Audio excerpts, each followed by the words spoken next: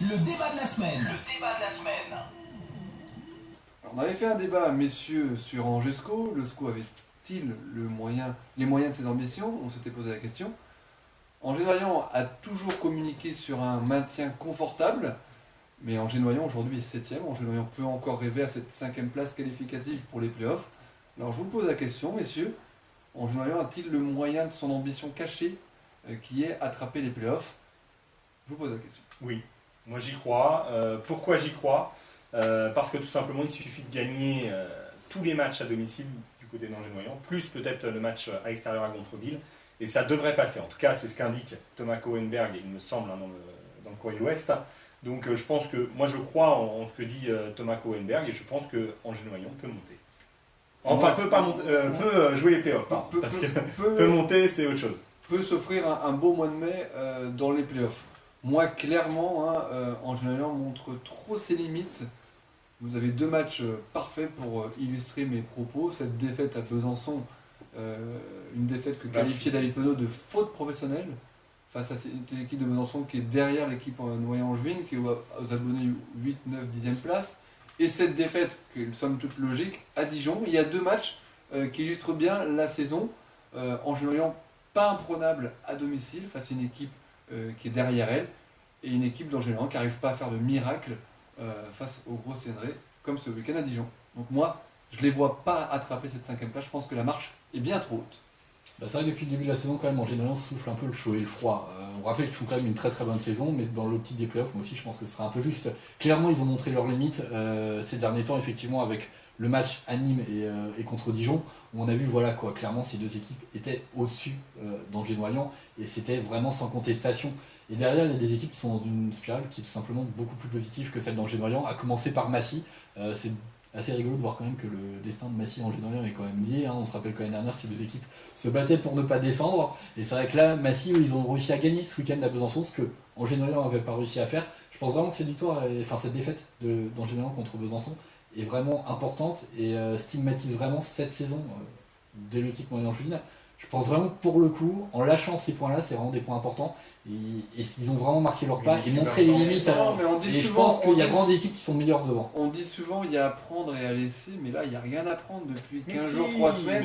Il y a une défaite à domicile qui est inquiétante face à une équipe qui jouera rien cette année, c'est cette équipe byzantine, cette équipe de Besançon, et une défaite à Dijon, -7. Je ne suis pas d'accord. Qu'est-ce qu'il faut retenir? Il faut retenir que Borislav Nikolic revient en forme, que Thomas Cohenberg est là.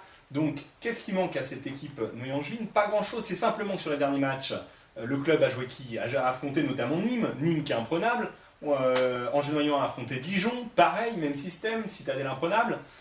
Il reste Vernon, finalement il y a eu un bon nul de l'équipe angevine là-bas.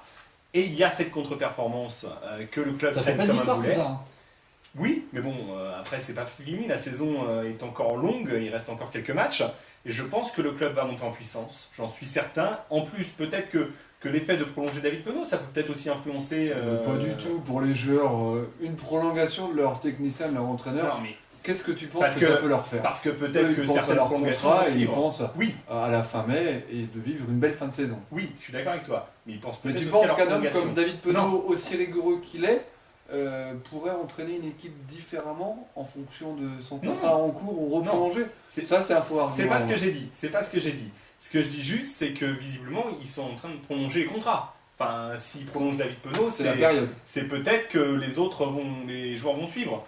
Donc, a priori, quand on a une prolongation, c'est toujours plus agréable. Et du coup, évidemment, c'est... Parce que là, Nico, il reste combien de journées là, de championnat exécuté pour Angers-Noyant qui a perdu, pas la guerre, mais une bataille importante. Pas ce week-end, la semaine dernière. Ça, on ne l'a pas trop digéré. Les personnes qui analysent la situation d'Angers-Noyant, on ne l'a pas compris. Il reste combien de journées? Il reste seulement 6 journées, et 6 journées où le calendrier va pas être évident que ça, à commencer déjà par le week-end prochain, et avec la réception de Mulhouse. Mulhouse qui est une équipe qui est maintenant 3ème, qui reste sur 4 victoires consécutives. Je crois vraiment que ça c'est une histoire de dynamique, et là à l'heure actuelle il y a des équipes qui paraissent vraiment plus fortes, tout simplement qu'Angers-Noyant. Et Angers-Noyant, il y a combien de points du 5ème? Ils sont à 2 points du 5ème, et honnêtement, une victoire certes, mais il faut réussir à les prendre, et je pense vraiment que cette équipe, pour le coup, de Mulhouse, ça va être un vrai test, mais en cas de résultat qui serait négatif, ce serait vraiment la dernière chance d'accrocher les playoffs et je pense qu'il Non, joue gros ce week-end. T'étais un peu sceptique sur l'argument de Nico, il faut gagner un match à l'extérieur pour avoir une saison confortable, une fin de saison confortable pour la BC. Mais là, cet argument, il est tout à fait normal pour la saison d'Angers-Lorient. Parce que si Angers-Lorient veut récupérer 2 points sur le 5e, il doit forcément gagner au moins un match à l'extérieur. Et ben c'est ça, c'est Gonfreville.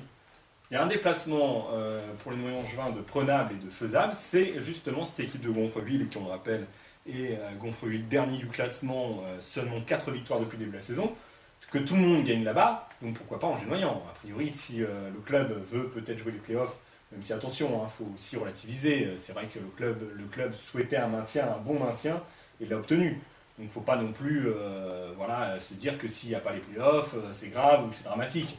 Non, C'est la cerise sur le gâteau. C'est la cerise sur le gâteau, c'est pas grave si le club n'y va pas. Mais c'est certain que dans cette phase de progression, il serait intéressant de peut-être d'y aller. Prochaine journée, Nico, Angers-Lorient recevra Mulhouse. Mulhouse, c'est une équipe en haut, une équipe du haut. En haut classement. et qui reste sur 4 victoires consécutives, donc je pense vraiment que ça va être un déplacement extrêmement délicat. Angers-Lorient montre un peu ses limites, ça va être un gros match, mais je pense que c'est quelque part un peu le dernier test. Voilà. Après, en cas de victoire, c'est sûr, il faudra aussi replonger l'exploit, mais là, on sait quand même que l'équipe est dans une spirale vraiment négative, ils vont jouer beaucoup, donc voilà, venez nombreux pour encourager cette équipe d'Angers-Lorient ce week-end. C'est la réception. Ça va être un gros match, réception. réception de Mulhouse, voilà, ça va être un très très gros match. On espère évidemment un résultat positif, parce que là, Angers-Lorient, s'ils veulent vraiment continuer à arriver au playoff, ils ont